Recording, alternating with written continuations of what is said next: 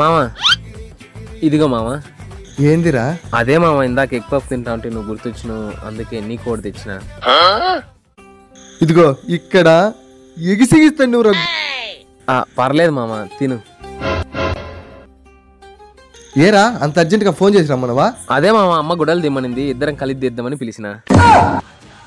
ఏరా ఎట్ట కనపచ్చారా ఇక చావా మామా. ఏం తినలేదా పొద్దున ఎగ్ పఫ్? సరే రారా.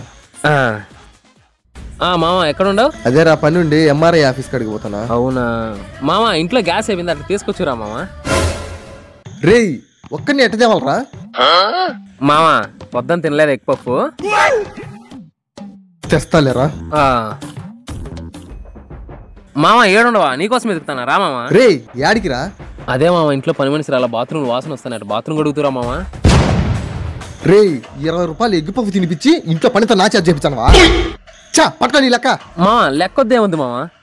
రేయ్ ఫస్ట్ నువ్వు తీసుకురా, నువ్వు వద్దు నీ సావాసం వద్దు. సరే మామ. మామ చూడరా, ప్రేమతో ఎగ్ పఫ్ తినిపించే దాన్ని లెక్కతో వెలగడతాడు. అవునరా, అయినా ఇలాంటి వాళ్ళతో మనకెందుకు లేరా, రా మామ మనం పోయి ఎగ్ పఫ్ తిందాం. అరే మామ అర్జెంట్ బాత్రూమ్ వస్తుందిరా, పోయి వస్తా.